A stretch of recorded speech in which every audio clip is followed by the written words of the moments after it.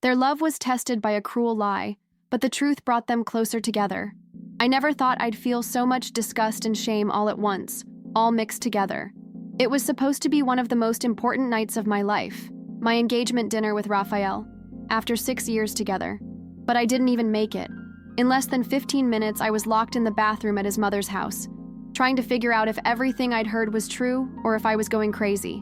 My best friend, the guy who's always been there for me, showed me a video. Rafael kissing another woman at a party. My head went blank, and I felt like I couldn't even breathe. The only thought I could think was, how could he do this to me? But the worst part wasn't seeing it. The worst part was the humiliation of everyone watching, the tense atmosphere in the room, my mother-in-law holding back tears, and my father staring at me like I was the biggest idiot in the world. I'd always defended Rafael to everyone, always pounded my chest, telling him he'd never be capable of cheating on me. And now I was there, unable to move, feeling like the dumbest person on the planet. I wanted to run away, but my legs were locked. I was shaking so hard that even my phone almost fell out of my hand. No one wanted to hear any explanation, me even less. The video spoke for itself, or at least, that's what I thought. I don't remember how I left the house.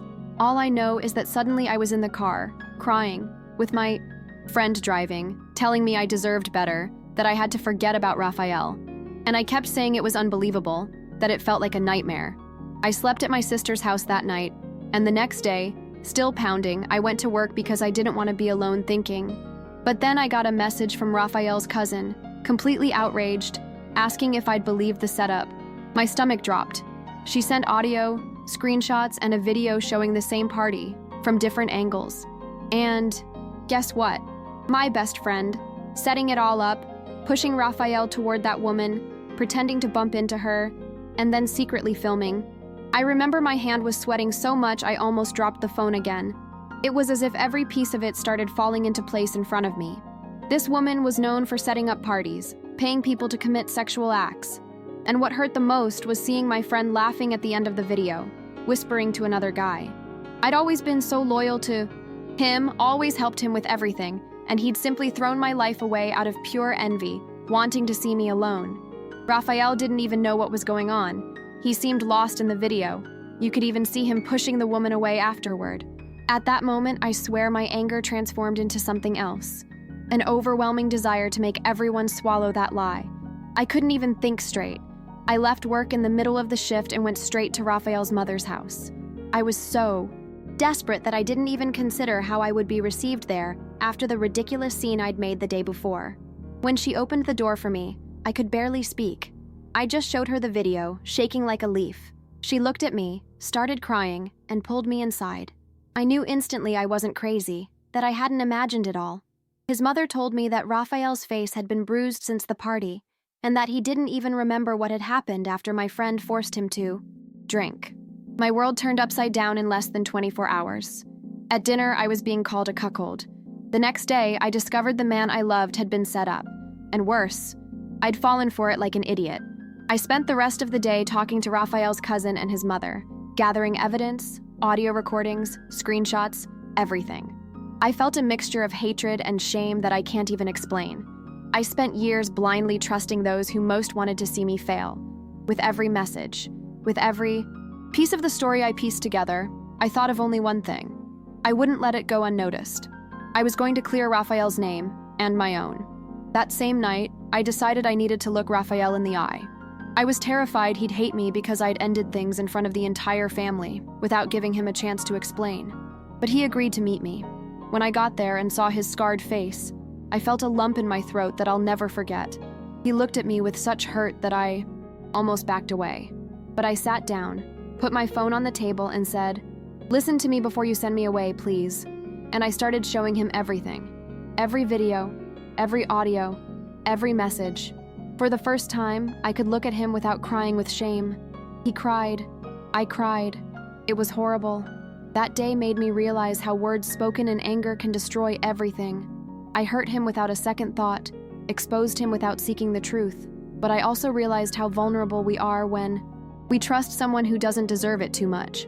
I apologized for everything, told him how betrayed I felt, how my world fell apart. And he told me his side, how he'd been pressured to drink, how he felt pushed, How the next day he woke up to threats on his cell phone to keep his mouth shut. We cried a lot, but for the first time in years, it was real crying, without masks, without pride. I remember leaving that meeting feeling like a different person. It wasn't relief, because the damage had already been done, but a feeling of having woken up to life. I'd always been one of those people who trusted blindly, who believed that true friendship never hurt, that love conquered everything. And there I saw that we don't always see who's truly by our side. I spent the night awake, replaying everything, thinking about the times that friend had made me doubt Rafael over the years, the times he'd planted small insecurities and I hadn't even noticed.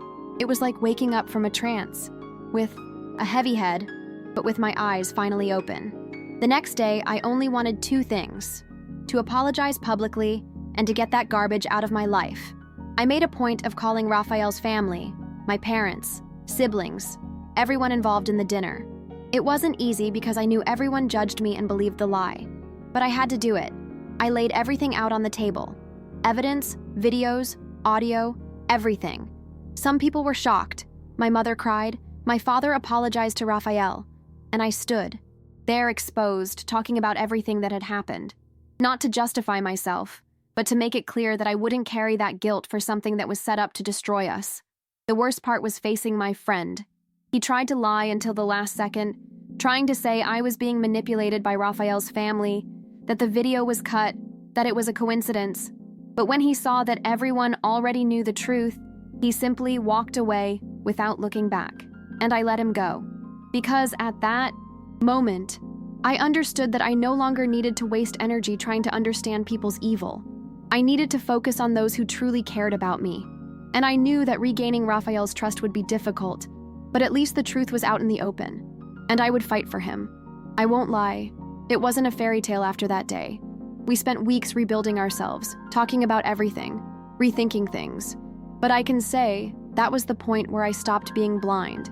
I started to pay more attention to those around me, to value those who truly made a difference. And Rafael? He showed me a strength I didn't even know he had. He forgave. Not because it was easy, but because we'd built so much together. We understood that the world is full of people willing to see us fall, and that the only way to win is to have the courage to face the truth. And that's what we did. A moment that stuck with me was when Rafael told me that what hurt him most wasn't the fabricated betrayal, but seeing me give up on him so quickly. That hit me like a punch in the gut because he was right. I always said we were strong, that our love was solid, and it only took one video for me to throw it all away. But I also understood that it wasn't just my fault. The way it was set up touched on my deepest insecurities, and I'd never been in a situation like that. I promised him and myself that I would never let anyone interfere in our relationship like that again, and that before reacting, I would always seek the truth. Little by little, things began to work out. We grew closer, but without pretending nothing had happened. We had tough conversations, cried in the middle of the night, fought to get everything out of our throats. And it was liberating, because for the first time in years, we let it all out, without fear of hurting others. I talked about the times I felt alone. He talked about the times he felt I pulled away when things got tough. We stopped romanticizing our relationship and started to see it for what it really was. Two imperfect people who loved each other, but needed to learn to protect themselves from the outside world. I also won't deny that shame stayed with me for a long time. It was hard to look in the mirror and remember how easily I'd believed a lie. But at the same time, I used that shame as strength. I stopped being that person who wanted to please everyone, who accepted any friendship just to avoid being alone. I cut many people out of my life, distanced myself from environments that were bad for me, and started investing in what truly mattered, my peace and my relationship.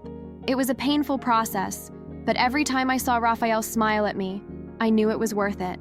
The craziest thing is that after all this, I'm no longer the same person.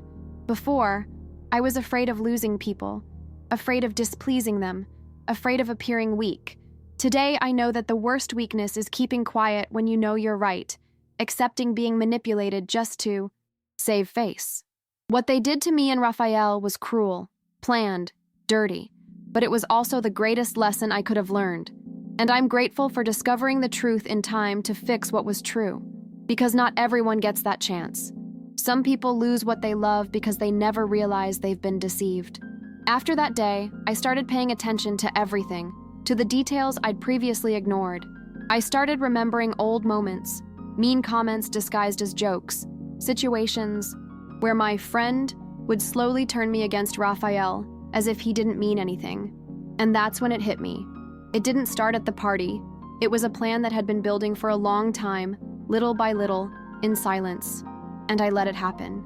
This made me promise myself that I would never again let anyone plant doubt in my heart without reason. Today I listen to myself much more, trust my intuition, and question myself before making any impulsive decisions. One day, a few months later, Rafael looked at me out of the blue and said, "I like the new version of you." And I understood what he meant. I stopped being that person who spent my life pleasing everyone and became someone more grounded, more confident. Of course, I still have moments of insecurity, of fear. It's impossible to erase everything overnight. But I learned to face it head on. And Rafael changed too, became more open, more affectionate, and we started to enjoy the little things without that pressure of a perfect relationship. We became more real, more companionable, more truly partners. The worst part was facing outsiders. There were many who judged me, who said I'd covered up, that I'd accepted betrayal, even after everything had been proven. And I learned that some people prefer to believe the dirtiest version of the story just to have something to talk about. At first, it hurt, but then I understood that what matters is whoever is truly on my side. My focus became my relationship, my family, my peace. I learned to block, to not respond, to ignore. It's not weakness to walk away from what hurts. It's maturity. And today, I'd much rather live my truth in peace than prove anything to those who never cared about me. I think the biggest lesson from all this is that life will always have bad people along the way. There's no escaping that. But we can choose what to do with it. I could have stayed stuck in hate, in hurt. I could have ended it all and carried a massive trauma. But I chose to get up, choose true love, rebuild, even if it hurt. Because Rafael has always been my partner, always respected me, always been there for me through the worst times. And he was the first person to forgive my mistakes at that dinner. This made me understand that true love isn't made of perfect moments, but of difficult choices. And I chose to fight for us. I never saw my friend again after that day, and I don't want to. He tried to reach out to me a few times, sent messages playing the victim, saying I overreacted, that he just wanted to open my eyes. But I never responded, because today I understand that those who do this kind of thing don't even deserve my anger. They deserve only silence. When someone tries to destroy your life, your relationship, your peace, the worst thing for them is to be ignored. And that's what I did. I deleted everything, blocked everyone, and moved on without looking back. And I can tell you with absolute certainty, it was liberating. There was a moment, months later, when Rafael and I went out for a simple dinner, just the two of us, no pressure at all. We looked at each other and laughed, remembering how it all began, how we'd almost thrown everything away because of a well-told lie. And I felt proud, truly proud. Proud for not giving up, for facing the truth, for getting back up when everything seemed destroyed. Not everyone can start over after a setback like that, but I did it. We did it. And I knew that from then on, whatever problem arose, we would face it together, without interference, without lies, without friends sabotaging our lives. Today I'm telling this story not to say we're a perfect couple, because we're not. We have our differences, our fights, our stressful moments. But today we have one thing that's worth more than any appearance: trust. And I'll never let anyone take that away from us again. I've learned that when you have someone who's truly on your side, you can weather any storm. And when you discover who your true enemies are, you'll never waste time trying to please those who just want to see you down. Maybe someone reading this is going through something similar, feeling the ground disappear after a betrayal, a lie. What I can say is, don't make decisions in the heat of anger. Seek the truth, listen to your heart, observe the signs. Not everything is as it seems, and sometimes the ones closest to you are the ones being massacred. I almost lost the love of my life because I let other people's poison get into my head. But today I'm here, stronger, more mature, and certain that those who deserve your love will never need to beg to be heard, and that we can always start over, even after falling hard. Because I started over, and I won.